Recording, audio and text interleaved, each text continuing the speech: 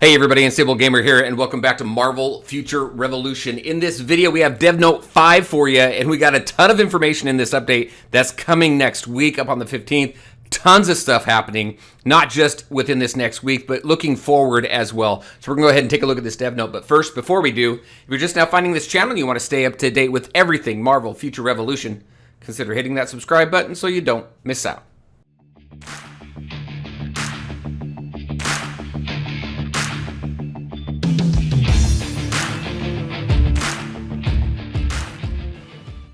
All right, and welcome back. Let's go ahead and just jump into this. This is Dev Note number 5. We got a lot of information here. I won't go through it line item by line item, but I will leave a link in the description below for anybody who wants to go ahead and dive in and take a look at everything that's in here. A few things that I do want to point out is this right here. It says we are planning on providing an extra hero slot during the December update, which is scheduled right here for 12/15. They do say in case there's a schedule change, they'll let us know. So just allow for the possibility that it could move, but it's scheduled for the 15th. They're going to give us an extra hero slot, that 9th slot, so we can go ahead and jump into the game and play Magik right off the bat. That is great news. We don't have to worry about purchasing or anything. It seems like it's a free slot. They're giving it to us. Boom, we get to go. That's awesome. I love that. It is also saying here that we kindly ask for your understanding that the transmutation of Magik's costumes and Omega cards and their use as transmutation materials will not be available at this time. So everybody's hoping to transmute 6-star costumes immediately to Magik. That is not going to be available right off the bat. We don't know how far in the future we're going to be able to do that. Maybe it's a certain period of time for new characters that are hitting the game. They're going to black that out for a certain period of time before we can do that. It makes sense. It really does. So hopefully everybody's been hoarding their boxes and things like that, because obviously we're going to be able to open boxes and things like that so that we can get the gear and materials and things that we need for Magik. So just know transmutation's not going to work for the gear and the Omega cards for her. So just kind of a heads up there. Hopefully that's not too much of a surprise. Another thing that they're talking about is a bunch of new content and improvements that are coming to the game. One piece of new content here is the training grounds, which is great. I like the idea of this. So if we take a look at this right here, training grounds is a farming content that allows agents to acquire various items such as costumes, cores, companion shards, potential reports by defeating villains, so on and so forth. So this is going to be the primary way for us to farm to get different things as well as get experience. They're going to remove the experience from the Dark Zone and put it pretty much here in this training ground. So they are doing a bunch of things here. Agents will no longer earn XP in the Dark Zone. We've been thinking a lot about the playtime for training grounds. We plan to operate it in a way where agents can freely use the playtime anytime weekly. Not sure exactly what that looks like. This way, the training grounds will not be just another daily task. Specific details will be provided later. So don't know what that time frame looks like. Don't know if you're given a certain amount of time and you can use that however you want throughout the day. Can you purchase more time? Don't know exactly how that's going to play out, but we'll find out here eventually. Next, we got this epic invasion. This was kind of cool. So as our agents know, the primary Earth resulting in the convergence of various Marvel universes merged. The new epic invasion introduces 6 classic super villains. So people probably are guessing what those 6 classic super villains are. We got Spider-Man coming out, the movie coming out. They alluded to a friendly neighbor in the last update. This 6 classic supervillains. I don't know if it's been confirmed or if it's been said anywhere, but that leads me to believe maybe the Sinister Six. Don't know.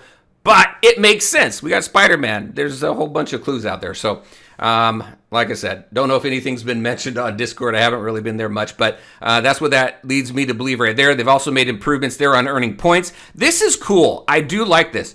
Prior to this, Epic Invasion rank points calculated based on the amount of damage that you did. Now it's going to also count the amount of damage that you receive. This was done to credit the melee heroes who take risks to carry out combat in close quarters. I think that's going to balance the points as well, just because melee typically will do less damage than your ranged characters will. So the fact that they get hit more also is going to, I think, balance those points out and help out quite a bit, I think. Although there are certain scoring conditions not allowed in Epic Invasion Season, will continue to improve by adding a variety of scoring conditions. So more information is going to come on that, I'm sure. The targeting system improvement. This was kind of interesting. I wasn't too aware of this, but The current targeting system was developed based on camera mode 1, right? Which holds the front side of the hero as the target. They're going to revamp this to use camera mode 3. So we may see a nice improvement there when that comes out. The development team was aware of the issue. They've been working on it. Starting with this update, we are improving targeting system's default conditions so the enemy at the closest distance to the hero registers first rather than the front. So we'll see what that looks like. It seems like a great improvement and something I'm looking forward to. We got some costume nanofusion improvements here. Summoning nanofusion stages. Agents experience difficulty and inconvenience with carrying out nanofusion from the beginning. If a costume with better options was obtained, this update, agents can use an already nanofused costume as a material, and nanofusion stages will be added together. It gives you some details there. So some efficiencies there we're going to gain in the nanofusion space.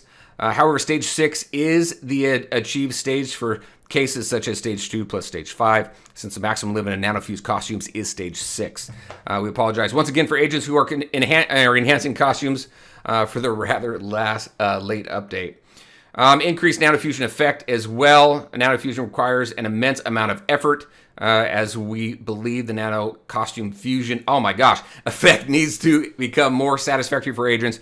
We are preparing to upgrade this effect, so let's continue to work on that. Omega card and companion presets. This was a great idea just to allow us. We have presets for costumes.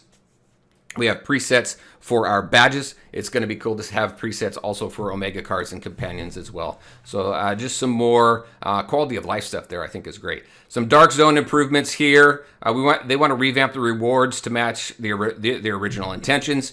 With this though, this right here, with this and the experience going away from the Dark Zone and into the training grounds, they are going to be taking away that non-PvP channel. So it is going to remain a PvE PvP mode rather than just a non-PvP or just strictly PvE mode. In addition, we implemented the hot time in Dark Zone to challenge agents with an increased concentration of players. It's a system designed to be enjoyable. Instead, it became stressful. Therefore, in this update, we will create time slots instead of implementing the hot time event. So we'll have some more information on that coming up as well. Omega War improvement. Very interested in your thoughts. So the Alliance Omega War has been in beta. Curious kind of what everybody's thinking. They are going to reduce the requirement from 20 players down to 16 players. So rather than having 10 players each, it's going to be 8 players each. Kind of curious what that looks like, how that dynamic's going to play out. With that reduction of players. It just allows for the smaller alliances to be able to join and have fun with the Alliance Omega War as well. So pretty cool there. Special operations improvement here. This just has to do with the extra points that you receive when you get ranked first. People were dropping out of special operations if they didn't think that they were going to hit first place just because of the boost in rewards that you get. So they made a change here. Special operations is a mode that anyone can easily participate in and enjoy without being bound by their growth element. The decrease in participants due to other agents giving up causes some problems. So they decided to remove that extra point system in the upcoming update. So we'll see kind of what that looks like and how those rewards come out. Usability improvements. This just has to do with the UX, the user experience here. Just some improvements here. Agents can only proceed by touching the recruit button when equipping a companion. They're working on that. As an improvement, agents can select an empty slot to equip the companion quickly. Something else here as far as agents can use one selection box at a time, such as the draw ticket selection box or the Regent costume by 20. So you do one at a time or you do 20. They're going to allow for some additional options there. So that's pretty cool. And then other issues that they're looking into. So this is kind of like more future stuff, more down the road, more roadmap stuff, right? So they're working on specialization here. A lot of effort, a lot of time and effort goes into specialization when you get into the higher levels of specialization, especially for the active or the passive abilities that you can select. When you try and get up to 9 and 10 and really try and increase your level there, you get a lot of fails and a lot of your time spent trying to increase those levels just feels like it's a waste of time because of the high failure rate. So they're working on improving that just to make it a little bit more like you're making more progress than losing progress. PvP content here, looking at overall rewards and matchmaking, balancing, all that right there. I think that's always good. I think PvP in general, when it comes to games, is a very difficult game mode to balance. So they're continuing to look into that. Omega War and Alliance War right here wanted to create a unique experience where combat takes place both on the ground and in the air. This is something that's got my interest as far as you've got your ground heroes and your flyers, and flyers tend to have more of an advantage than your ground heroes. When you're a ground hero fighting against a flyer, it seems like there's a lot of limitations there, and it's very difficult. It doesn't seem like it's a very even playing field. So that's exactly what they're trying to do. They're going to look at that to try and level the playing field of flyers and non-flyers. And then companion shards here. Some agents are now reaching maximum stages for companions and have concerns about what to do with all the leftover shards, so they're looking into systems for that as well. So lots of cool stuff coming. We have a second update here as well. We got Magik coming. We got new training grounds. We got tons of stuff coming. We got a lot of stuff that the devs are taking a look at. It really feels like the devs are paying attention to the feedback. I know sometimes it feels like it takes a while in order for things to move, but I can't imagine the difficulty. And I mean, just one minor thing. I don't know how many things are in the background. I'm not a developer or anything like that, or a coder. I have no experience with that stuff. But it's probably difficult, and it probably takes a lot of time. It takes a lot of coordination. But it is cool to see a lot of the feedback that we're providing. We are getting implemented some changes and fixes just to improve the player experience and really make the player want to come back to the game. That is what we have for developer note number 5. Very excited for this update on the 15th. Excited to play Magik. Very curious on your thoughts. What do you think? Do you like this update? Do you think they're moving in the right direction? Are you excited for Magik? And yeah, that's what I have for you. All right, everybody. As always, I want to thank you all for taking the time to watch the video. If you liked it, make sure to hit that like button and share your thoughts and questions in the comment section below. Take care, everybody, and we'll talk to you next time.